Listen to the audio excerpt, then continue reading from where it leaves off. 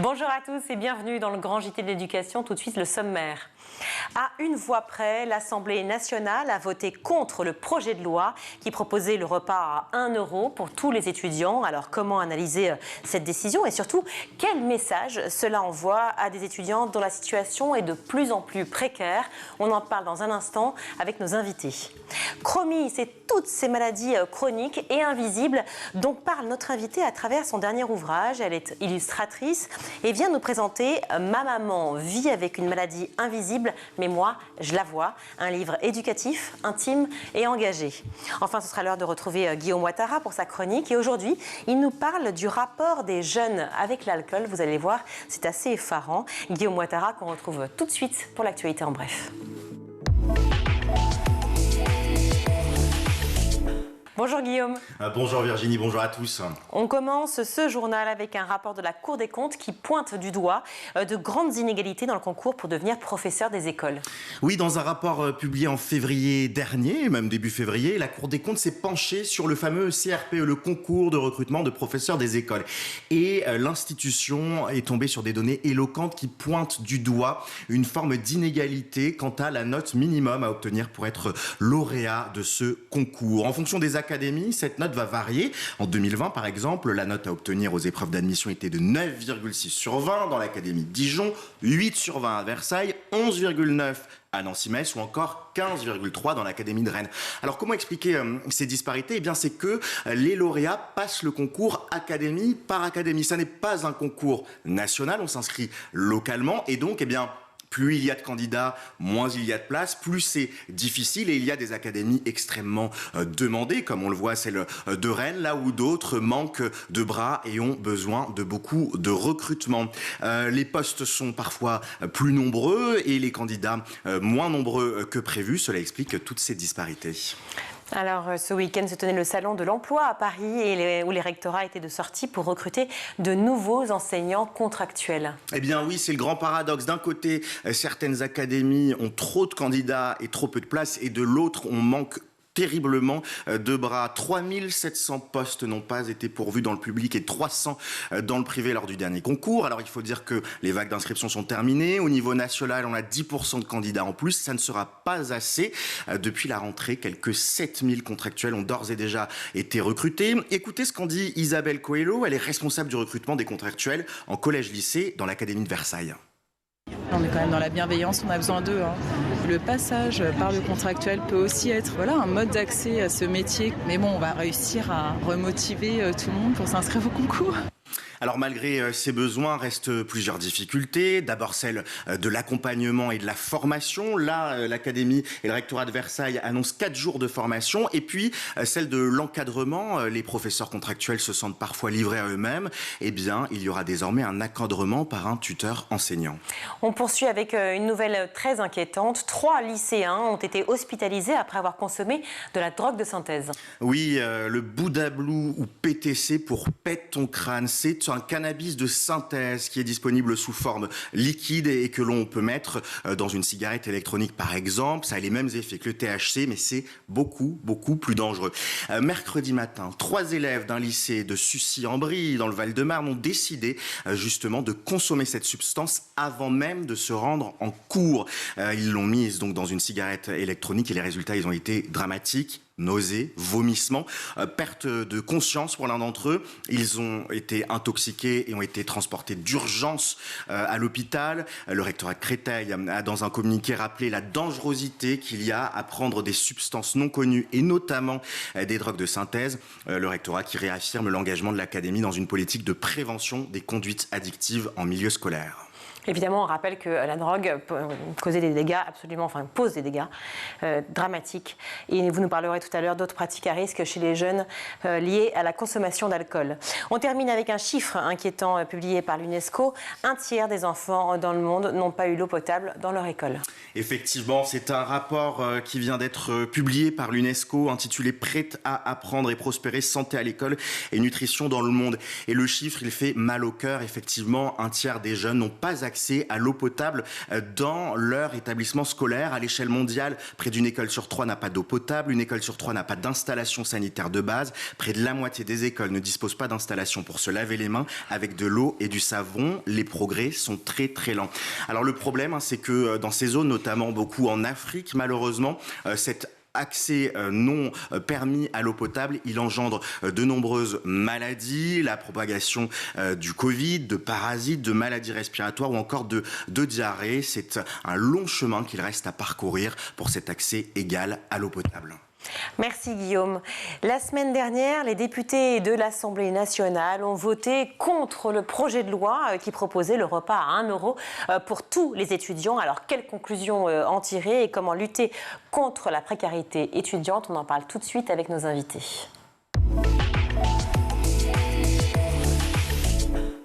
Pour en parler, je suis ravie d'accueillir Marion Delésy-Galzi. Bonjour. Bonjour Virginie, merci de votre invitation. Je suis ravie Marion, vous êtes présidente et fondatrice de l'association Un Kaba pour un étudiant. On le voit juste derrière vous d'ailleurs, vous parlez d'Étienne et l'affiche est suffisamment éloquente pour le rappeler. Étudiant à temps complet, frigo vide, à temps partiel, il a besoin de vous, on va en parler dans un instant.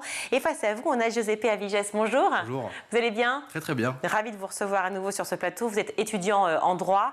Alors à une voix près, je crois que c'est 182 contre 183, une voix près, l'Assemblée nationale a voté contre le projet de loi qui proposait donc le repas à 1 euro pour les étudiants. Évidemment, il s'agit du Crous. Le Crous, c'est les universités, en fait, les centres régionaux d'œuvres universitaires qui proposent donc les repas pour les étudiants. Une réaction, Giuseppe Aviges? Ces gens-là sont nés vraisemblablement avant la honte. Enfin, on n'arrête pas, voilà. Parce qu'on parle de quoi? Cette mesure qui visait à instaurer les repas à 1 euro pour tous les étudiants, c'est à destination de qui? C'est à destination surtout des étudiants qui ne rentrent pas dans les critères de bourse actuellement. Aujourd'hui, sur à peu près un peu moins de 3 millions d'étudiants en France, on a 700 000 qui touchent la bourse. Sauf que à côté, quand on a des enquêtes, on a 56% des étudiants qui déclarent avoir faim. 56% des étudiants sur à peu près 2,9 millions. Ça nous fait combien? Ça nous fait 1,6 million.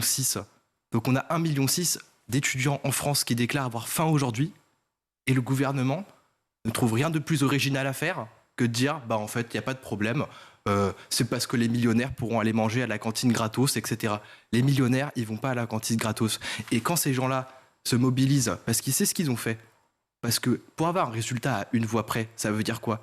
Ça veut dire qu'ils ont rappelé tous leurs collègues qui étaient en train de bien manger tranquillement à la cantine de l'Assemblée nationale, à la buvette, pour aller venir voter qu'on retire un droit à des millions d'étudiants. Et ça, c'est pas possible.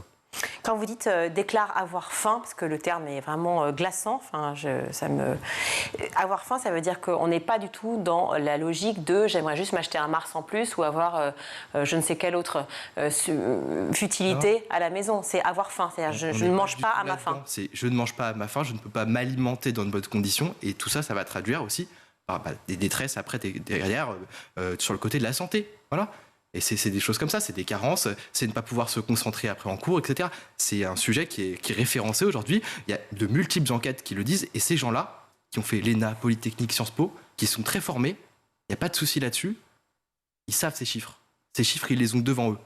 D'accord? Et ça, c'est un choix lucide, c'est de dire on va faire des petites économies au détriment du plus grand nombre. Voilà.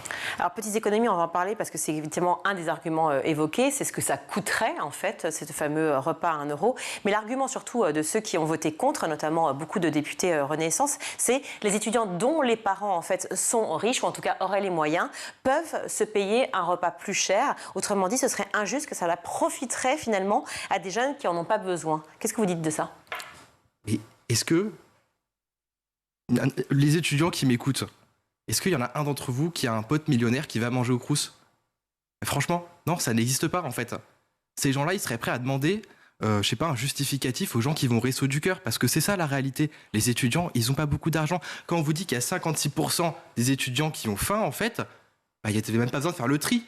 C'est quasiment la totalité, parce qu'entre ceux qui ont faim et ceux qui ont un peu faim, en fait, on prend tout le monde. C'est pas possible. Et le coût de cette mesure, 90 millions d'euros par an. Et ces étudiants dont vous parlez, en plus, le disent clairement, parce que vous parlez d'étudiants qui sont millionnaires, il y en a très peu, des étudiants qui ont effectivement potentiellement la possibilité de se nourrir à peu près correctement, on parle de cela. En fait, eux, effectivement, ne déjeunent pas au Crous. Ils ne vont pas au Crous. Et eux-mêmes crie à l'injustice pour tous ceux qui n'ont pas les moyens de s'alimenter correctement. Et oui, il crée à l'injustice parce que c'est pas possible. Et la mobilisation, elle doit se faire là-dessus. Parce que voilà, le SNU, c'est combien ? C'est 1,5 milliard d'euros par an. Avec 1,5 milliard d'euros par an, on fait la cantine gratuite pour tout le monde. Enfin, il y a des priorités quand même.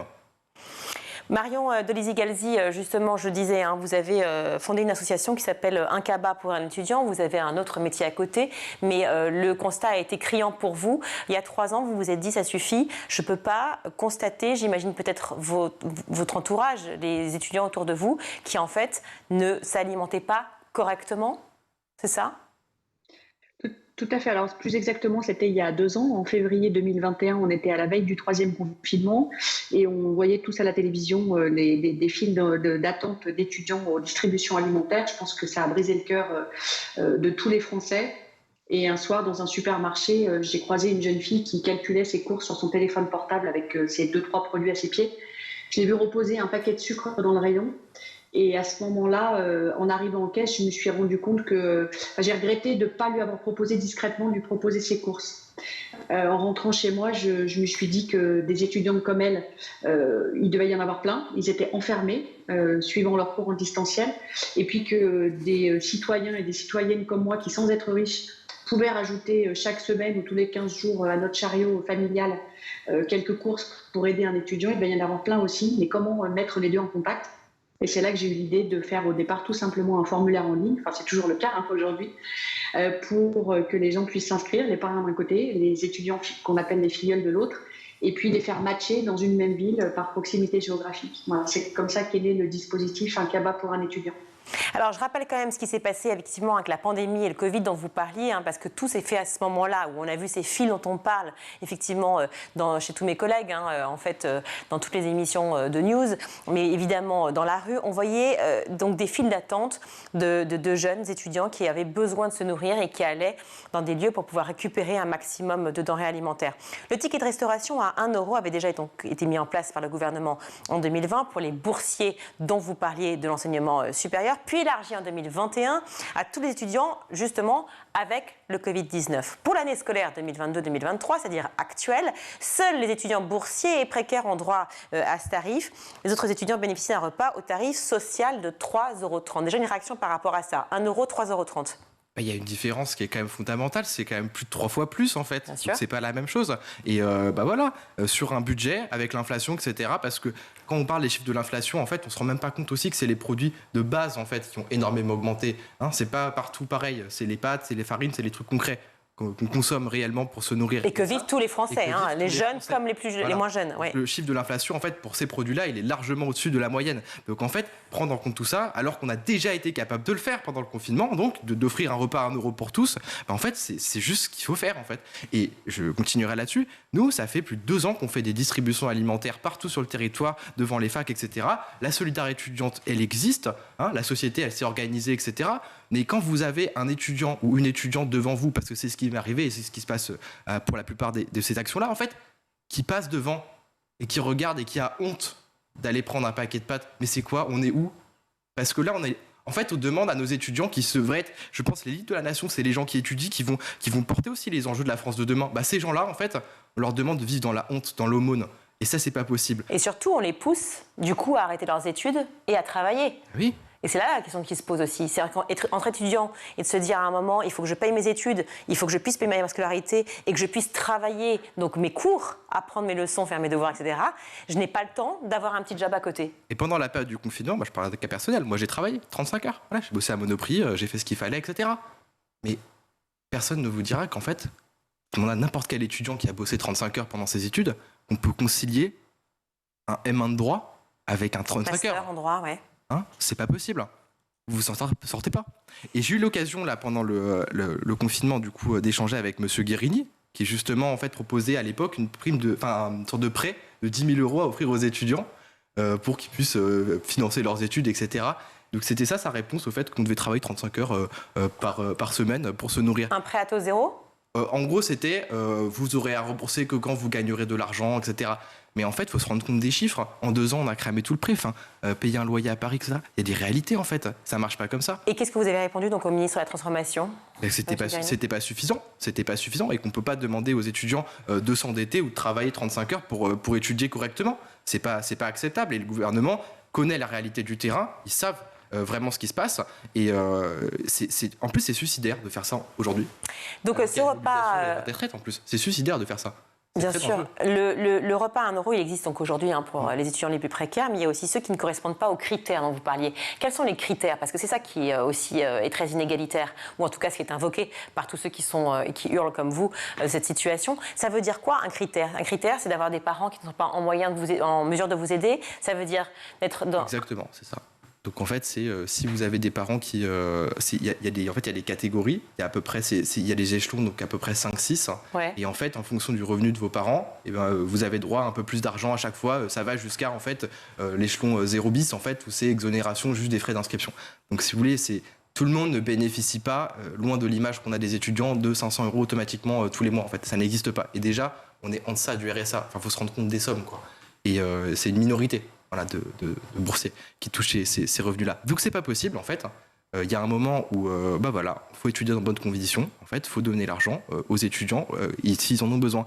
Et moi j'entends tous les gens parce que il y a un discours derrière tout ça. C'est de dire qu'est-ce qu'ils font les étudiants avec cet argent ? Ils s'achètent des clopes, ils vont boire des coups, etc. Regardez. Non mais c'est ça aussi derrière. Ils ont des téléphones, etc. Ils vivent bien. Mais qui dit ça ? Il y a un discours à droite qui est très clairement là-dedans. Ça fait des années qu'on est là-dessus et ça date pas d'hier. Quand on veut réformer par exemple les critères de bourse, à chaque fois c'est attention parce que vous allez bien profiter, etc. Mais ça marche pas comme ça en fait. Vous vous rendez compte, quand il y a 56% des étudiants qui ont faim, en fait, on n'est pas sur... Il y a des privilégiés ou des millionnaires, en fait. On aide les gens. Alors Marion de Lizzy-Galzy, je voudrais en parler justement de ces fameux critères parce que en fait clairement on réfléchit à l'histoire et l'argument avancé ce sont les parents, mais sauf que quand on est étudiant on a a priori plus de 18 ans, les parents sont souvent plus là. Comment on peut se baser encore sur les critères de ce que gagnent les parents ? Souvent, les parents n'aident plus, ou en tout cas ne veulent plus aider aussi parce que certains pensent qu'en termes d'éducation, c'est à eux de faire la démarche, etc.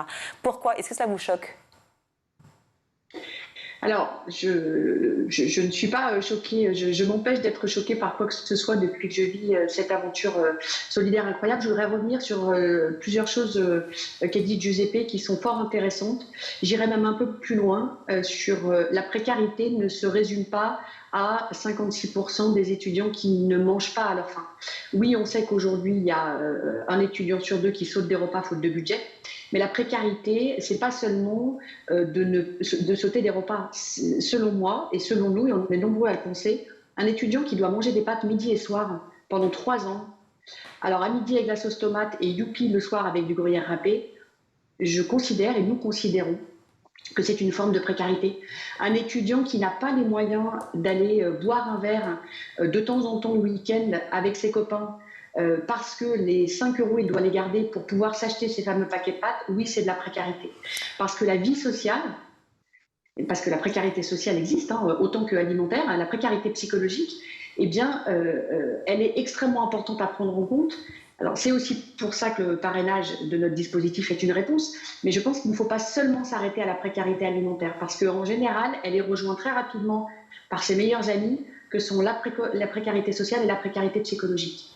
Oui, et la précarité aussi en termes de santé physique et mentale, on l'imagine. Mais c'est le premier poste, l'alimentation, sur lequel on rogne en fait, quand on est en situation de précarité, n'est-ce pas, Marion Lizzy-Galzy ? Oui, absolument. Les soins de santé, avant même l'alimentation, les soins de santé, beaucoup d'étudiants ne peuvent absolument pas se soigner à cause de ces difficultés-là. Et pour revenir sur votre question, l'idée n'est pas de savoir si je suis choquée parce que les parents aident ou n'aident pas. Il y a énormément de Français qui c'était pas ma question. Pardon, c'était pas ma question. Ma question, c'était de se dire comment on peut poser cet argument des parents qui seraient capables de donner ou pas pour justifier un repas à 1 € ou non, en fait. C'est ça la question, parce que je ne comprends pas qu'on se base là-dessus. Enfin, c'est ma question. Un étudiant, en fait, pour la plupart, dans tous les cas, même un fils de millionnaire, s'il est émancipé et que ses parents ne veulent pas lui donner d'argent, en fait, cette personne-là n'aura pas de bourse. Il n'aura aucune autre ressource que lui-même, en fait. Exactement, il est majeur. C'est pour ça que j'aimerais vous faire réagir, Marion de Lizzy-Galzy, sur cette question-là, précisément. Oui, alors je pense qu'il faut qu'on arrête de parler d'étudiants millionnaires versus des étudiants précaires, hein. Au milieu, il y a quand même un grand pourcentage d'étudiants qui vivent dans une réalité, des parents qui aimeraient beaucoup pouvoir les aider et qui ne peuvent pas. Je trouve que cet argument, je ne souhaite pas rentrer dans de la politique, mais je trouve que cet argument aujourd'hui n'est pas valable. C'est vivre loin du terrain et loin de la réalité de ce que vivent ces jeunes. Aujourd'hui, la mobilité étudiante, depuis plusieurs années, a explosé en France. Je cherche d'ailleurs ces chiffres. De plus en plus d'étudiants sont obligés de changer de ville. Ça génère naturellement de grandes difficultés financières, surtout avec l'explosion des loyers et du coût de la vie. Bien sûr. Alors certains, on l'a dit, bénéficient de repas à 1 euro au Crous. Encore faut-il savoir ce qu'on va trouver au Crous. Parce que vous parliez de l'alimentation très clairement, de ces jeunes qui, chez eux, effectivement, mangent des pâtes le soir. On adore les pâtes, mais enfin bon, les pâtes matin, midi et soir, toute la vie, c'est pas possible. Et ceux qui ont effectivement ce qu'on va trouver au Crous. Certains étudiants dénoncent aussi les repas, soit les quantités, soit la qualité de la nourriture qu'on va y trouver. Est-ce que vous avez un retour aussi, Marion Delahousse-Igarazi, sur ce sujet ? Alors non, ça n'est pas un sujet que nous abordons avec les étudiants, puisque ceux qui rejoignent le dispositif Un Cabas pour un étudiant viennent chercher un parrain pour 2 raisons. Effectivement, le parrain va lui offrir des courses de temps en temps, selon ses possibilités, mais il va surtout être un soutien moral et créer un vrai lien social et amical avec lui, notamment en passant du temps avec lui. Donc nous, on a les étudiants au téléphone. Ils nous parlent plutôt de leurs difficultés plutôt que de la qualité plus ou moins bonne selon les régions, d'après ce que j'ai pu comprendre du Crous. Mais ça a l'air assez variable. Oui, alors je vous pose la question, effectivement, Giuseppe, oui, tout à fait. Ça dépend vraiment les Crous. Alors vous avez des endroits où vous pouvez vous retrouver avec un sandwich avec une tranche de jambon et c'est tout, il faut se débrouiller. Globalement, c'est ça. Donc on ne prend pas en compte en plus les envies et les besoins de chacun, si on ne mange pas ci, on ne mange pas ça. Enfin vraiment, c'est la base de la base. Voilà, parfois, vous avez des situations ahurissantes. On a eu un cas, là, c'était en Bretagne, où dans le Crous de Bretagne, en fait, on avait des repas qui étaient vraiment pas équilibrés ou très peu suffisants. Et il y a eu toute une polémique il y a 1 an à peu près sur les réseaux sociaux et qui a remonté jusqu'au Crous. Alors ils ont été obligés de répondre, etc., d'ajuster. Mais en fait, c'est des réalités. Et les étudiants, s'ils ne montent pas au créneau, s'ils ne dénoncent pas une réalité, en fait, comment on les traite, parce que c'est comme du bétail des fois, parce qu'on ne va pas se cacher, et ben rien n'avance, rien ne change. Mais à quoi sert le Crous si on n'y mange pas à sa faim ? Eh ben, je me pose la question. Alors, l'objectif du Crous, il est ça, en fait, en soi, de base. C'est d'organiser la solidarité, c'est de faire en sorte que les étudiants puissent manger à leur faim, puissent se loger, etc. C'est des missions nobles, mais on ne lui donne pas les moyens, en fait, de réaliser. Et j'en veux même pas aux équipes du Crous, parce qu'ils font ce qu'ils peuvent. C'est des gens qui se démènent, en fait. Voilà, par contre, moi, j'en veux à qui ? J'en veux à Madame Borne, j'en veux à Barbara Pompili, j'en veux à tous ces députés, là, qui ont voté autre chose, qui ont voté contre l'intérêt des étudiants. Parce que ça, c'est la réalité. Les gens, en fait, ils demandent à étudier dans de bonnes conditions. Ils veulent aussi croire, en fait, aussi, en la politique derrière, parce qu'il y a ça, en fait, c'est comme question. Parce que quand on leur explique après, à nos camarades, que, en fait, ils n'ont pas pu avoir le repas à 1 euro à 1 voix près, parce que les macronistes ont dit qu'ils avaient des camarades millionnaires qui allaient frauder le Crous, en fait, et manger gratos, en gros, ils n'y croient plus. Parce qu'il y a des députés aussi écologiques qui n'étaient pas là, je crois qu'ils sont nombreux de 12. Est-ce que vous en voulez aussi à la ministre de l'Enseignement supérieur, Sylvie Retailleau, qui a plaidé contre la mesure dont elle a estimé le coût à 90 millions d'euros et elle a souligné l'existence de tarifications sociales déjà mises en place des repas pour les étudiants en difficulté? Mais elles sont inefficaces, ces tarifications sociales, on l'a déjà dit et redit, c'est la réalité, toutes les associations le décrivent, les sondages, les statistiques le donnent. Les étudiants ont faim et c'est être aveugle en fait que de ne pas répondre à la question. Et 90 millions d'euros, faut rapporter ça au coût du SNU. SNU 1,5 Service national universel. Voilà, service national universel. Moi je crois, en plus parce que l'argument du SNU c'est de dire il faut que les gens croient en la République, etc., les valeurs. Vous n'y croyez pas vous ? Moi j'aimerais bien pouvoir défendre en fait un modèle de République à mes amis en leur disant tu peux y croire, tu faut aller voter, il faut continuer parce que c'est grâce à ça qu'en fait on a réussi à avoir les repas à 1 euro. C'est grâce à ça que tu peux étudier dans de bonnes conditions pour pas très cher. Et la République, elle doit être là pour ces jeunes en fait. Et si elle n'est pas là pour ces jeunes, ils seront abandonnés. Mais vous avez l'impression que l'État, le gouvernement vous abandonne ? C'est le sentiment que vous avez aujourd'hui, vous et vos amis ? Depuis le confinement, oui. Très clairement. Depuis le confinement, en fait, déjà, on nous a retiré 2 ans de vie, globalement. Nous, il n'y a pas de souci, on est prêt à faire des sacrifices, etc. Mais en fait, pas après qu'on nous dise vous êtes des fainéants, vous bossez pas assez, etc. Vous demandez des aides tout le temps, etc. Voilà, les chiffres, ils sont là, la réalité est là. Au bout d'un moment, on a des gouvernants qui ne sont pas capables de prendre leurs responsabilités et de faire une bonne politique. Encore une fois, 1,5 milliard, je vous fais la cantine gratuite pour tous. Voilà. C'est pas plus. Et pourtant, la dette de l'État est énorme et l'État a beaucoup aidé pendant le Covid. Vous avez l'impression que les étudiants ont été complètement abandonnés, laissés pour compte ? Ah oui, pas grand-chose. On a eu des petites aides de temps en temps. On avait un petit virement de 100, 200 euros. Ça allait pas plus loin que ça. Et encore une fois, même le Crous à 1 euro, c'est encore une mesure insuffisante parce qu'en fait, vous avez plein d'étudiants qui habitent loin du Crous. Donc, si vous voulez, c'est pas répondre à la question. Et la réforme des critères de bourse, on l'attend depuis beaucoup de temps, en fait. Et ça n'arrive pas. Et ça devrait être une priorité, en fait. Et la priorité du gouvernement, aujourd'hui, c'est pas de faire une politique sociale, c'est pas de réconcilier la jeunesse à la politique, c'est pas de faire en sorte qu'ils puissent étudier dans de bonnes conditions. Leur priorité, c'est de faire des coupes. Voilà, c'est Picsou. Mais les 10 millions d'euros qui ont été débloqués par le gouvernement pour l'aide alimentaire, justement, d'urgence, est-ce que vous n'y croyez pas ? Ça ne suffit pas ? C'est rien ? C'est quoi ? C'est peanuts ? C'est juste un truc démago ? C'est pas assez. C'est pas assez, c'est pas suffisant. Nous, ce qu'on demande, c'est des moyens conséquents. Et là, par exemple, si on veut, on a 2,9 millions d'étudiants. Avec 10 millions d'euros, vous allez rien faire, en fait. Enfin, c'est pas suffisant. Vous allez c'est quoi, du coup ? Ça fait de 3 euros par étudiant. Enfin, c'est pas sérieux. On demande autre chose, là. Marion Dolezi-Galzi, dernière question, mais parce que malheureusement le temps presse, j'aurais aimé discuter pendant des heures avec vous. Mais on avait reçu Jacques Attali sur ce plateau, notamment, et il n'est pas le seul à le penser. Il propose un salaire pour tous les étudiants. Quel est votre avis sur la question ? Alors, moi, ma posture, elle est celle de représenter les citoyens qui ont envie de soutenir les étudiants et je ne me prononcerai pas sur ces sujets-là. Ce que je sais, c'est que nous, ce que nous vivons au quotidien, c'est que nous avons un certain nombre d'étudiants qui n'ont même pas parfois les 1 euro, à savoir 60 euros par mois, puisqu'il y a quand même 30 jours dans un mois et deux repas par jour normalement, pour se payer ce repas-là. Il y a des étudiants qui sont un peu plus à l'aise, sans être du tout millionnaires. Je ne m'engage pas sur le terrain de la politique aujourd'hui, mais uniquement sur celui de la citoyenneté. Et voilà. Et je suis là plutôt pour faire connaître le dispositif auprès de tous les étudiants, parce qu'il y a beaucoup de parrains et de marraines qui les attendent pour les soutenir. En fait, c'est pas tant le point de vue politique, et je vous fais réagir tout de suite, mais c'est juste le point de vue tout simplement social, de se dire à un moment, si on est étudiant, on a envie de pouvoir faire ses études, et pour pouvoir faire ses études, il faut qu'on puisse pouvoir se loger et se nourrir. Joséph, donc dernière réaction, Joséph Avigès. Il est temps qu'on instaure ce revenu étudiant. En fait, c'est une nécessité parce qu'on a des étudiants qui vivent sous le seuil de pauvreté, on le sait tous, c'est une situation qui est référencée, etc.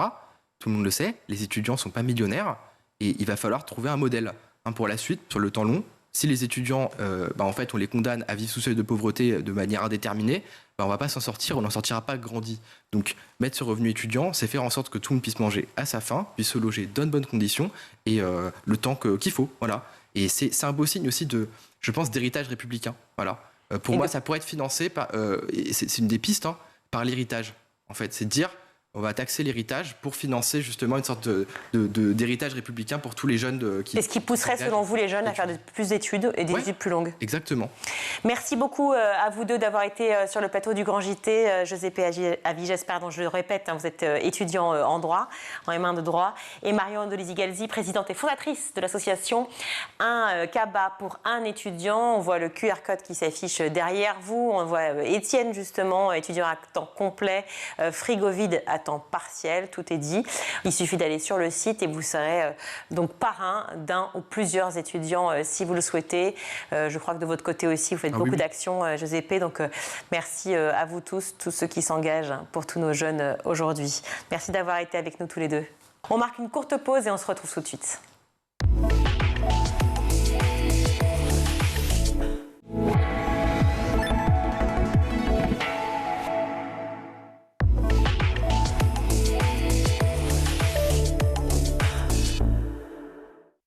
De retour sur le plateau du Grand JT d'éducation, je suis ravie d'accueillir avec Guillaume Ouattara. D'ailleurs, on est ravis d'accueillir Mathilde Baudy. Bonjour. Bonjour. Merci d'être avec nous. Vous êtes illustratrice et vous venez nous présenter « Ma maman vit avec une maladie invisible, mais je la vois ». Un livre poétique et bouleversant pour parler des maladies parentales aux tout-petits. Vous l'avez co-réalisé et il est écrit par Tamara Pellegrini. Vous êtes donc, je disais, illustratrice. Chromie. C'est la petite pieuvre qu'on voit là, en fait, sur la première de couve. C'est la personnification, c'est ça, de la maladie chronique et invisible. Concrètement, c'est quoi ? Oui, tout à fait. En fait, l'idée, c'est que Tamara a une maladie invisible qui s'appelle la maladie du mal de débarquement, qui fait qu'elle a toujours l'impression d'être sur un bateau. Voilà, c'est une maladie neurologique rare. Moi, j'ai une maladie invisible aussi, j'ai une endométriose. Et en fait, quand j'ai reçu son texte, j'ai trouvé que la façon dont elle l'abordait, le fait d'imaginer ce petit personnage qui est toujours là, qui suit la maman, qui est des fois très englobant, qui l'enserre, qui l'empêche de bouger, puis des fois qui est juste quelque part. Ça montrait à la fois comment on peut être pris dans la maladie, puis des fois comment on peut un peu l'oublier, mais qu'elle est toujours là. Et puis ça a montré un peu toutes les maladies. Voilà, ça pouvait représenter toutes ces maladies invisibles, toutes ces maladies. Alors la première réaction que j'ai, moi, c'est évidemment, c'est génial pour les enfants, pour essayer de comprendre ce que ça veut dire. Mais en fait, ce n'est pas que destiné aux enfants, parce que les premiers qui ne comprennent pas, c'est aussi votre entourage. On ne sait pas ce que c'est qu'une endométriose. Vous citez cette maladie-là. Oui. On ne sait pas ce que c'est, par exemple, un problème de thyroïde. On ne sait pas ce que c'est. Toutes ces maladies, effectivement, qu'on ne voit pas parce que tout d'un coup, on n'est pas soi-disant déficient physiquement ou mentalement, il n'y a pas quelque chose qui est visible. Oui. Et donc, c'est abstrait pour beaucoup de gens. Oui, pourtant, 80% des handicaps en France sont invisibles. C'est-à-dire que les gens vont sortir, par exemple, leur carte de handicap pour pouvoir se garer. Et la plupart des personnes vont dire « mais elle a l'air d'aller très bien, cette femme, cet homme. » Je veux dire, ça va... Il n'y a rien qui se voit. Et pourtant, ça peut être des maladies qui sont extrêmement handicapantes, invalidantes au quotidien, qui peuvent amener des douleurs et qui sont compliquées à comprendre et à envisager quand on est proche. Parce que... c'est vrai que comme on ne le voit pas, il faut arriver à demander, il faut arriver à percevoir des fois des petits signes. Et c'est pas toujours évident. Autrement dit, c'est une façon de parler de ces livres poétiques, effectivement illustrés, joliment illustrés, et qui à la fois s'adressent aux enfants, mais finalement, c'est un moyen détourné pour pouvoir toucher aussi tous les adultes qui ne connaissent pas ça et qui sont complètement surpris quand on leur en parle. Oui, bien sûr. De toute façon, je pense que c'est le cas de beaucoup de livres, en fait. À la fois, on a besoin d'en parler avec les enfants parce que ça peut être source d'angoisse, etc. Mais à travers les enfants, on en parle aussi à l'adulte qui lit à l'enfant. Donc c'est aussi tout à fait intéressant. Alors justement, parler de sa maladie, c'est toujours compliqué. Comment on fait pour préserver à la fois son enfant de cette fameuse maladie pour pas qu'il angoisse et en même temps dire la vérité? Parce qu'en général, on prône la vérité pour les enfants. En fait, il faut simplifier au maximum. Il faut se dire que tout ce les enfants sont pas, ils vivent dans le même monde que nous, donc ils se rendent bien compte quand ils ont un parent ou un proche qui est malade, ils se rendent bien compte qu'il y a quelque chose. On dit souvent que c'est des éponges, donc voilà, ils sentent. Et si on leur explique pas ce qui se passe, ils peuvent s'imaginer des choses bien plus graves que ça ne l'est. Donc c'est vraiment important de mettre des mots, quitte à justement se servir d'un média, d'un support comme ce livre. Où il y en a d'autres, ou d'imaginer son propre personnage, ou de donner un nom à sa maladie, la simplifier ou donner le vrai nom. Parce que c'est vrai que toujours, les maladies sont souvent un petit peu compliquées à retenir. Ça peut être un petit nom, dire voilà, non, aujourd'hui, maman, tu sais, nous on l'a appelé Chromie, mais son Chromie, il l'embête. Bon, voilà. Et puis, on n'est pas obligé d'expliquer exactement tout, mais on peut expliquer certaines choses en fonction de l'âge de l'enfant pour qu'il soit détendu, pour lui dire, mais tu sais, toi, tu peux rien y faire à cette maladie, tu n'es pas la cause. Et tu ne seras pas le médicament de cette maladie. Parce que c'est ça aussi, certains enfants se disent, si j'ai le bon comportement, si je fais telle chose, si je suis sage à l'école, etc., peut-être que ça va aller mieux pour mon parent. Alors que, en fait non, c'est complètement indépendant de sa volonté, donc c'est aussi important de... Oui, puis surtout les enfants, en fait, comme vous le dites, sont des éponges et ils ont peur pour leurs propres parents et leurs frères et sœurs. Il y a dans cet ouvrage un système d'échelle pour situer, par exemple, la douleur. Vous parlez de détails précis. Oui. La douleur est forcément un détail important, car quand on a mal, c'est très compliqué de pouvoir avoir une journée classique, normale, comme les autres jours. Ça joue aussi sur l'humeur, sur beaucoup de choses. C'est une manière d'aborder la question, finalement, de la douleur avec les enfants, mais différemment, de pouvoir leur faire comprendre ce que c'est, une maladie invisible, en même temps qui provoque des douleurs? Oui, tout à fait. Il y a l'idée de comment on se sent au niveau physique, et il y a l'idée de comment on se sent aussi au niveau moral, parce qu'on sait qu'on peut des fois avoir des fortes douleurs et aller bien, et du coup arriver à bien les gérer, et des fois avoir des douleurs qui peuvent être peut-être moins fortes qu'un autre jour, mais par contre là on en a marre, ça suffit, ça fait long, voilà. Et du coup, on n'arrive pas à tolérer, on n'arrive plus à gérer. Donc c'est important aussi de pouvoir discuter de ça, à la fois nous en tant que parents, et puis à la fois l'enfant peut aussi expliquer comment il se sent lui. C'est vraiment un moyen pour dialoguer. Guillaume Attara. Est-ce qu'il faut aussi éduquer les enfants à en parler ou ne pas en parler à leurs amis, par exemple à l'école, parce qu'on sait que quand on est petit, on n'a pas forcément la barrière de ce qui doit rester secret, ce qui ne doit pas rester secret, et on imagine parfois en tant que parent, on se dit je vais en parler aux petits, mais j'ai peur qu'ils répètent, que la maîtresse soit au courant, que les autres parents soient au courant, que ça soit transformé par les enfants. Qu'est-ce que vous conseillez à ce niveau-là sur la parole aux copains et aux copines d'école ? Alors, j'ai envie de dire, ça dépend un petit peu de quel type de maladie, mais aucune maladie n'est honteuse. Donc, il y a aucun... Enfin, moi, j'aurais tendance à dire qu'il n'y a aucune raison de cacher les choses. Nous, on a des regards d'adultes où des fois, on se dit, ça, il faut... j'ai pas envie d'en parler. On a beaucoup... On pense par exemple à la maladie de Crohn. C'est vrai que c'est des maladies où c'est compliqué socialement d'en discuter. Et pourtant, il n'y a absolument aucune raison, puisque la personne qui est malade n'a rien à se reprocher. Donc, pourquoi ne pas en parler si ça peut permettre aussi justement à l'instituteur, aux camarades, de comprendre mieux le fonctionnement de la famille, pourquoi des fois c'est maman qui vient pas chercher, pourquoi elle est en retard, pourquoi... Voilà, c'est important aussi d'ouvrir la discussion pour que justement ce soit plus des sujets tabous, tout ça. Alors, on parle de cet ouvrage. Donc, ma maman vit avec une maladie invisible, mais je la vois, qui donc est passionnant et qui permet de pouvoir parler de toutes ces maladies qu'on ne voit pas, mais qui laisse donc du coup plein de mystères, plein d'imagination pour les enfants notamment et aussi pour les adultes. Donc, c'est intéressant de pouvoir le faire lire aux enfants et d'en discuter avec eux. Mais vous êtes aussi illustratrice d'autres bouquins. Vous êtes venue avec le petit illustré de l'intimité, donc qui est toujours édité chez Atelier Belle Étoile. Donc, du pénis, du scrotum, des testicules, du prépuce, des érections, etc. Une façon de parler de l'intimité dès le plus jeune âge, finalement, dès 4 ans. Oui, c'est ça.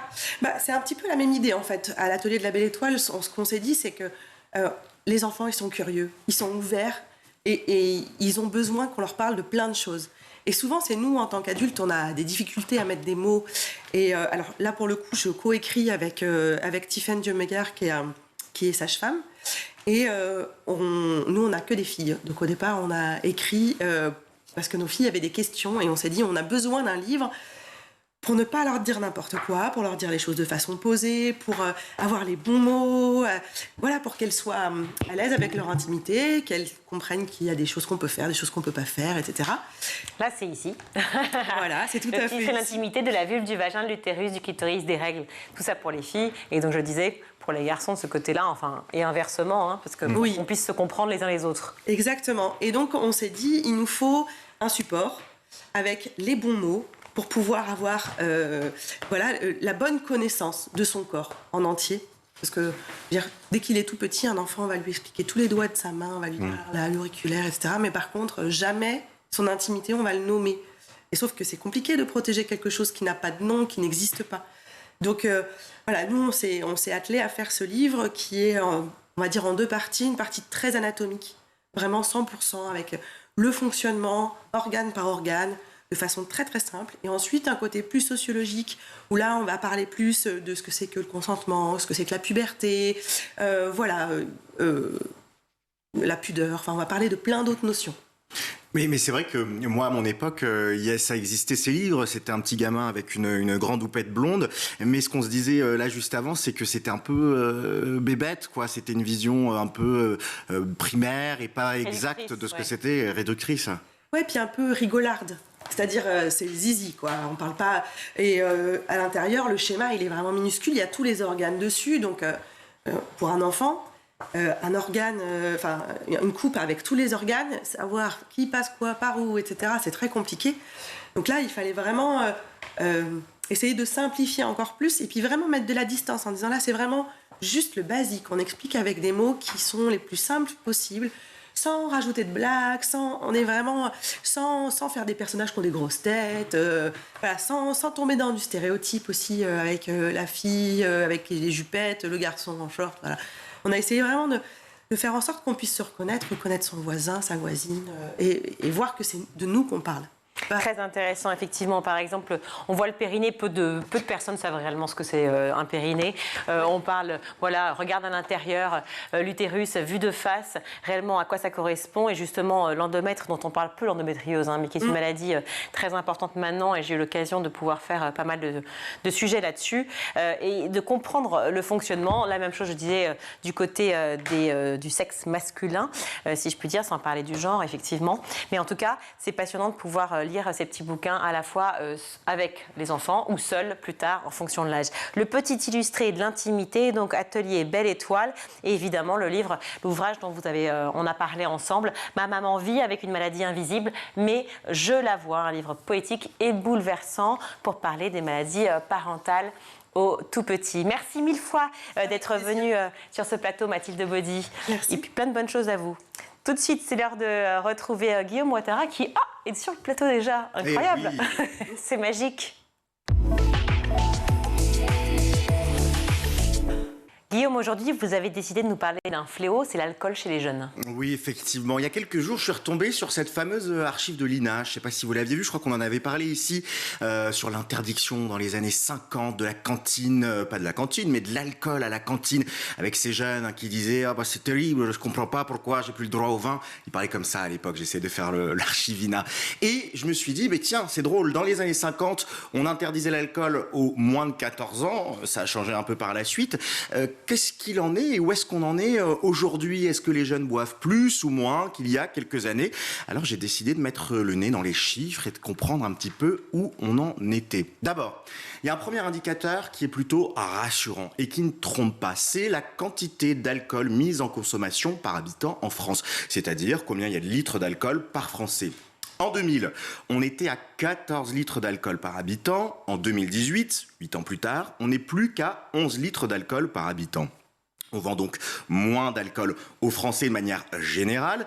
La conséquence, c'est que en 2000, 16% des garçons et 5,5% des filles de 17 ans déclaraient avoir bu 10 fois de l'alcool au cours du mois. En 2017, il n'était que plus que 12 et 4,6%. L'autre indicateur qui est intéressant, c'est celui de la première fois avec l'alcool. Et là, l'évolution aussi, elle a été rapide vers la diminution. On s'intéresse cette fois à un chiffre qu'on n'aime pas trop, mais qu'on analyse quand même, c'est la première consommation en classe de 6e. En clair, on est allé demander à des élèves de 6e s'ils avaient déjà ou non bu de l'alcool. En 2010, c'est pas si lointain que ça, 59% des élèves de 6e déclaraient avoir bu de l'alcool au moins une fois. Il n'était plus que 44% en 2018. En 6e, disons, c'est quand même très très tôt. C'est beaucoup trop tôt, évidemment. On rappelle que l'alcool est interdit aux mineurs et que son abus est dangereux pour la santé. Vous le savez tous, je ne rappelle rien, mais quand même, il faut le redire à chaque fois.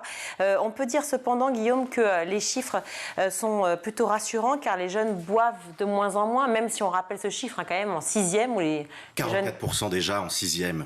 Bon, ça fait pas plaisir à voir. Alors, effectivement, on peut se dire que c'est rassurant, que les jeunes boivent de moins en moins tôt, qu'ils boivent de moins en moins. C'est plutôt vrai. D'abord, il y avait une vraie culture en France, il y a quelques années, du petit verre de vin, et on le voit dans les enquêtes, le petit verre de vin qui accompagne le repas. Et ça, c'était quelque chose qui se transmettait de génération en génération. Cette habitude-là, elle est en train de se perdre, et les chiffres le montrent. L'alcoolisation journalière est en nette diminution du côté des jeunes. Par contre, ce qui est là plus inquiétant, c'est que s'ils boivent moins, les jeunes Français plébiscitent les alcools forts. 67% aiment, ou en tout cas boivent des alcools forts de manière régulière. Et l'autre phénomène qu'on observe de plus en plus, c'est le binge drinking, comprendre l'alcoolisation massive. Plus on est jeune, plus on va boire de verres lorsqu'on en a l'occasion. Ainsi, la moitié, 50% des 18-34 ans ont connu dans l'année écoulée un épisode d'alcoolisation massive, c'est-à-dire qu'ils ont beaucoup bu en très peu de temps, et les hospitalisations pour intoxication aiguë à l'alcool ont doublé en 20 ans. Si je comprends bien, donc les jeunes boivent moins souvent, mais largement plus qu'avant, c'est ça? Et qu'est-ce qui explique cette situation, ce comportement? Il y a plusieurs phénomènes qui expliquent ça. D'abord, il est vrai qu'il y a un phénomène de culture populaire, c'est-à-dire que là où l'alcool était perçu comme une tradition française jusqu'à il y a quelques années, le verre de vin qui accompagne le repas, une figure un peu onologique, on est passé dans quelque chose où les films, on peut penser par exemple à Project X ou d'autres, mettent en scène cette alcoolisation massive et mine de rien, ça se diffuse sur les plateformes, on regarde et c'est d'une à l'époque ça, parce que maintenant ça n'existe plus, non? Valoriser le binge drinking. Non, mais dans les films, on peut en voir encore? Dans les films, on continue à en voir, alors avec des mises en garde, mais c'est quand même valorisé, ou dans les clips aussi musicaux, toute cette culture populaire qui se diffuse. Et puis il y a un autre phénomène, et on revient à un terme qu'on utilise souvent ici, c'est TikTok. Et là, c'est les influenceurs qui, il faut le dire, jouent pas le jeu. Il y a quelques années, au début des années 2000 jusqu'à 2010, les boîtes de nuit, elles invitaient des chanteurs, des comédiens, des personnages de télé-réalité à faire ce qu'on appelle des bookings en boîte. On faisait venir des starlettes qui venaient chanter. Bon, ça a attiré un peu le chaland, mais encore fallait-il en entendre parler. Désormais, avec la massification des réseaux sociaux, les bookers, ils ont compris une chose, c'est qu'il faut aller chercher les influenceurs qui ont des gros relais et beaucoup aussi de mineurs. Qu'est-ce qu'ils font donc? Ils invitent gratuitement des influenceurs à venir à ces soirées en échange d'une publicité sur les réseaux sociaux. Tiens, participe à la soirée Intel, j'y serai, etc. Ils les rincent, c'est le cas de le dire, en alcool. Et en échange, eh bien, ils font donc la promo de ces soirées. Un dernier chiffre aussi qui ne trompe pas. 86% des adolescents se souviennent avoir vu ou entendu une pub pour une boisson alcoolisée. Et pire, 23% des adolescents disent avoir ressenti l'envie de consommer une boisson mise en valeur par une publicité. Incroyable, tout ça malgré cette fameuse phrase que l'on retrouve dans toutes les publicités, donc l'abus d'alcool est dangereux pour la santé. Exactement. Ça continue. Mais au-delà de l'exposition au contenu publicitaire dont on parle là, il y a sûrement des raisons un peu plus, psychologiques forcément. Oui, on va pas se mentir, la période elle est loin d'être facile pour la jeunesse et il y a une corrélation. Incertitude sur l'avenir, crise sanitaire, crise politique, crise au pluriel écologique, avec cette fameuse éco-anxiété qu'on voit de plus en plus chez les jeunes. Il y a de moins en moins de raisons de se réjouir quand on est jeune. Une étude suisse a montré qu'en 2021, au boom de la crise sanitaire, 8% des jeunes déclaraient boire pour surmonter le moral, contre 3% avant la pandémie. On a quasiment multiplié par 3 ces chiffres. Un alcool de réconfort, un alcool doudou, pourrait-on même dire, mais qui a des conséquences évidemment irréparables sur l'avenir des plus jeunes, dépendance, maladie et parfois même des tragiques accidents. Merci beaucoup Guillaume. Donc on rappelle l'un et l'autre que l'abus d'alcool est dangereux pour la santé. Tout de suite, c'est l'heure de retrouver l'invité de la semaine de Malika Ménard dans Souvenirs d'écolier. Regardez.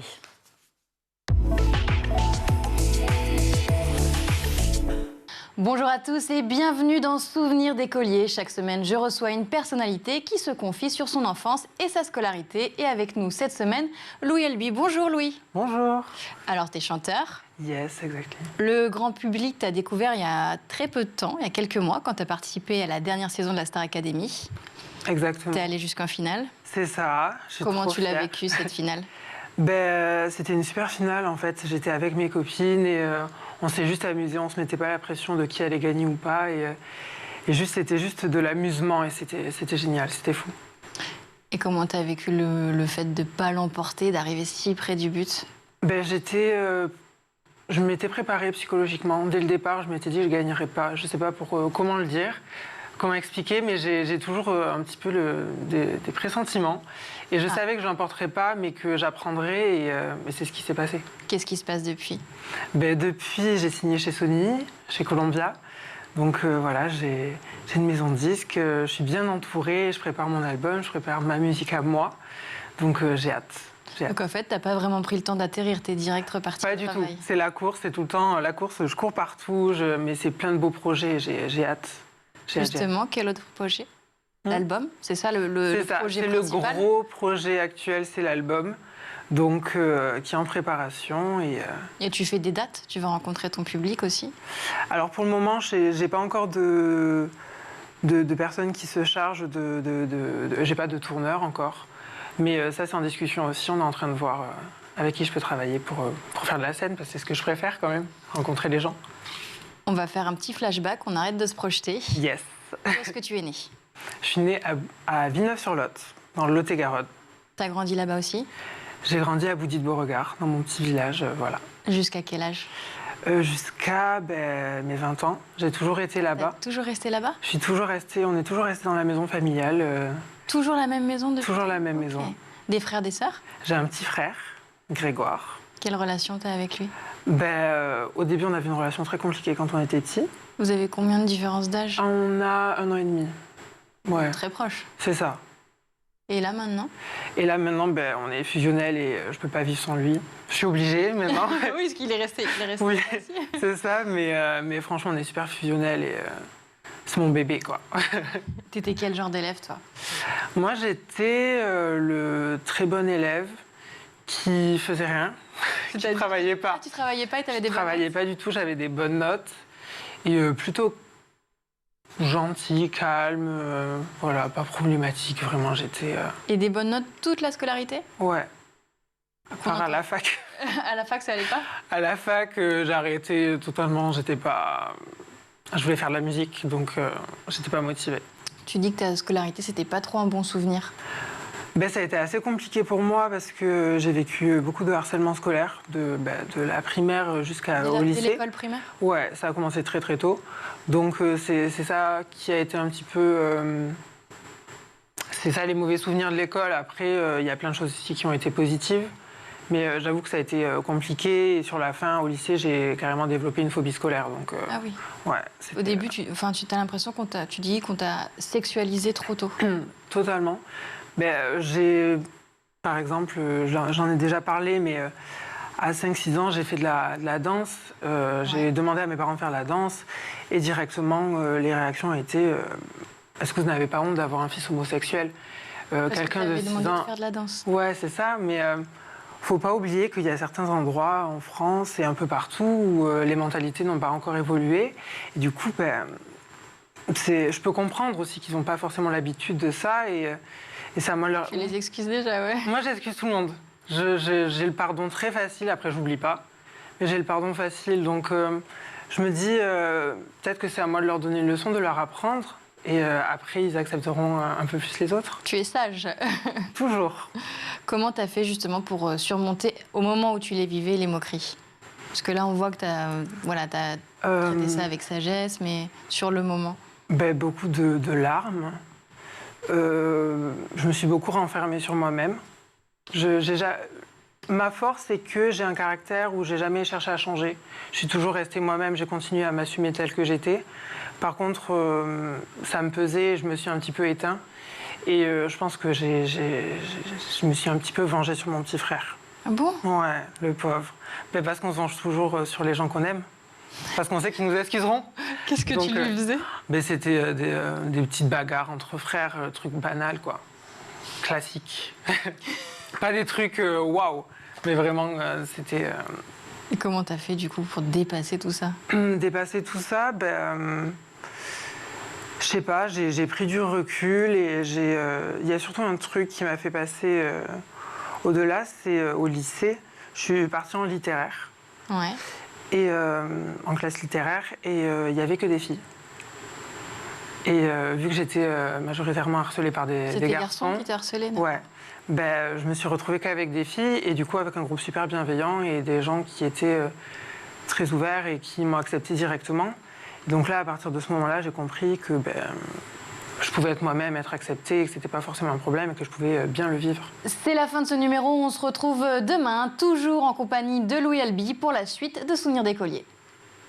Merci Malika et à demain. Tout de suite, c'est le meilleur de School TV avec le Zap.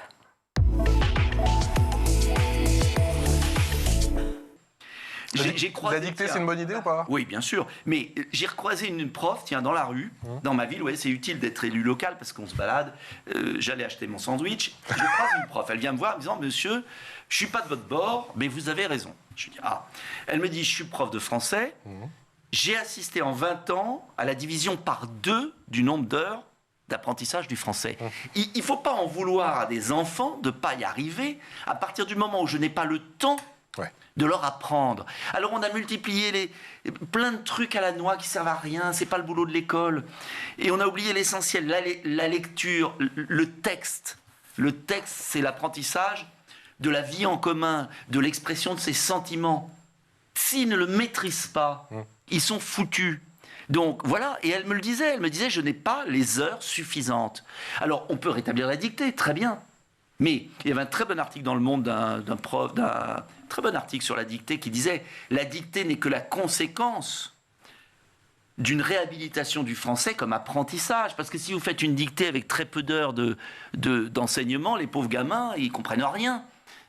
Donc la dictée, oui, bien sûr, l'apprentissage, mais il faut qu'on remette des heures de français. Voilà, il y avait 15 heures d'heures de français dans les années 60, on est passé à 9 heures, 8 heures, 7 heures. Comment voulez-vous que les pauvres gamins y arrivent? C'est tout. En plus, ils ont des sollicitations autres. Donc, métier très dur. Donc, moi, je pense qu'il faut conforter l'enseignant, revenir à des fondamentaux, vouloir moins de choses et mieux. Il y a quelques jours, Julie, vous avez fait la une justement, puisqu'en tant que leader en France de l'apprentissage des langues avec Oli Oli, vous avez été racheté 3,6 millions d'euros par Albert Group. Objectif affiché du groupe suédois, devenir le leader européen de l'EdTech. C'est une forme de concentration et surtout, tiens, de consécration pour vous? Bonjour à tous. Alors, en effet, ce rachat pour nous, ça a été la possibilité de permettre à notre société de continuer à se développer, puisque nous étions en 2022 en plein roadshow, et c'est vrai que cette possibilité de revendre l'entreprise n'avait absolument pas été abordée. Et quand à l'été, on s'est retrouvé avec 3 propositions de rachat entre les mains, on s'est dit que finalement, avec un marché plutôt impacté économiquement parlant et avec des fonds d'investissement plutôt réticents à investir sur le marché de l'EdTech, on s'est dit que finalement un adossement pourrait être l'opportunité pour nous de poursuivre la roadmap qu'on s'était fixée, à savoir devenir leader européen rapidement, puis leader mondial, puisqu'aujourd'hui on a un produit qui en quelques années a réussi à acquérir plus de 16 000 abonnés payants, avec seulement une levée qui était aux alentours de 450 000 euros. Donc c'est vrai qu'il y a un gros potentiel de développement avec notre produit, et le fait d'avoir choisi un partenaire qui va être capable de mener notre produit plus loin, on s'est dit que voilà, faire la place belle à un groupe suédois qui aujourd'hui a réussi, lui, à lever 40 millions d'euros, c'était une option plutôt viable pour tous. Vous vous êtes aperçu pour créer ce projet moteur, donc, qui invite les jeunes à envoyer des films sur des personnes inspirantes, qu'en fait un des grands problèmes d'orientation, un des problèmes pour se trouver au fond, c'est que plein de jeunes qui n'y arrivent pas, c'est qu'ils n'ont pas de modèle inspirant. Qui les ont pas, peut-être, ou surtout qui les ont pas identifiés. Oui, c'est ça. Et la réalité, c'est que, et vous l'avez dit en introduction, c'est que c'est pas une question si facile. Et que le mérite de se la poser, c'est que on trouve la solution, on trouve la réponse. Et en réalité, qu'on soit adulte ou enfant, nous dire qui nous inspire, c'est vraiment aller au cœur finalement de son écosystème personnel et de se dire, mais oui, j'ai des gens autour de moi qui sont en capacité de m'inspirer, un prof, un grand-père, et on trouve cette réponse en soi. Donc finalement, c'est quand même se demander qui on est. Au fond. Bien sûr. C'est à travers les valeurs qui m'inspirent, quelles sont celles que j'ai ou que je voudrais développer, et parler de soi à la troisième personne que de dire merci à quelqu'un qui nous inspire. Vous avez fait une étude d'impact sur ce projet moteur, sur ce que ça apporte. Et vous avez, alors je ne sais pas si pour vous c'est une découverte, mais en tout cas elle dit que majoritairement les participants qui ont participé, du moins enfin ceux qui ont fait cette étude, ont dit qu'ils n'avaient jamais réfléchi aux personnes qui les inspiraient avant d'être confrontés à la question. Mais oui, c'est magnifique, et un grand coup de chapeau et un grand merci à la Fondation Nevoix qui nous a accompagnés dans ce travail. C'est vrai qu'en effet, personne ne réfléchit vraiment à cette question, et c'est ça le miracle, c'est que quand on y réfléchit, on se fait du bien, et que jeune ou pas jeune, tout le monde témoigne que c'est une question finalement qui ne fait pas partie de notre quotidien, alors qu'elle devrait. Est-ce que le président de la République, d'après vous, Nicolas Dupont-Aignan, a l'envie de privatiser l'école ? Oui, il est dans une stratégie de destruction de l'école publique. C'est quoi de ce laboratoire qu'il est en train de faire justement du pipeau intégral. Pourquoi ? Parce qu'il ne va pas à l'essentiel. Il amuse la galerie. Il amuse la galerie et on ne traite pas la cause. Voilà. Et à terme, si on ne traite pas la cause, ça fera comme l'hôpital. C'est-à-dire que, bien évidemment, les gens, je vous le disais, comment se fait-il que des gens des quartiers populaires chez moi, d'origine étrangère, une mère de famille, me supplie, elle me dit « Père, monsieur, obtenez-moi une place dans cette école privée. » Pourquoi ? C'est le même programme, c'est les mêmes enseignants. Je vais vous dire pourquoi. Parce qu'à chaque étage de niveau, il y a un surveillant général qui fait que les élèves arrivent à l'heure, qui surveille leur cahier de correspondance, qui fait le suivi et qui, en plus, et qui est dans la mentalité, c'est pas une question seulement d'argent. Il y a, par exemple, c'est très intéressant, il y a les 6e, les 5e, les 4e, les 3e. Il y a quoi en gros comme moyen supplémentaire ? Allez, je dirais qu'il y a 4 agents. Donc c'est pas tant un problème d'argent. Tiens, le département, c'est là-dessus où vous pourrez aider. C'est-à-dire mettre des surveillants généraux, des surveillants, des psychologues, tout ce qui est hors enseignant. Moi, je vais vous raconter une anecdote. J'ai été chef de cabinet de François Bayrou à l'Éducation nationale avant d'être élu. J'étais tout jeune. un jour, et je m'occupais de la politique de la ville, déjà des banlieues. Et j'étais tout jeune et je fais une note à Bayrou et je lui dis « Urgence, la médecine scolaire est en train d'être détruite, les psychologues, etc., les surveillants, il y a des cours, urgence d'obtenir des arbitrages. » Il part négocier avec le ministre du Budget, il revient dans mon bureau, il me dit « Nicolas, c'est super, j'ai obtenu satisfaction. » J'ai dit « Ah bon, vous avez eu quoi ?» Il me dit « J'ai eu 200 profs de philo supplémentaires. » C'est génial, et je lui dis, et mes infirmières et mes surveillants, je vais lâcher là-dessus parce que c'est quand même pas l'essentiel. Et tous les ministres ont lâché. Pourquoi l'école privée attire les enseignants? C'est le même enseignement, il y a beaucoup à redire et tout, c'est pas le problème. C'est parce qu'il y a un encadrement qui permet d'aider les élèves. Un enfant a besoin d'être épaulé, aidé, accompagné. Et le nombre d'élèves par classe, j'imagine aussi, qui est sensiblement... Alors oui et non, inférieur, nous. Plus maintenant?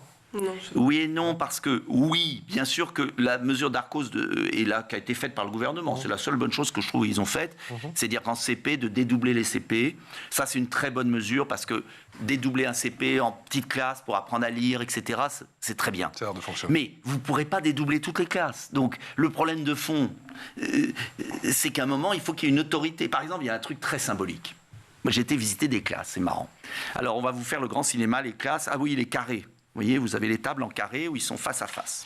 Et alors, je dis à une prof, tiens, pourquoi vous avez mis les tables comme ça? Ah ben, c'est bien, ils discutent entre eux. Moi, je ne suis qu'animateur. Bon, je ne suis qu'animateur. J'avais envie de lui dire, basta, quoi.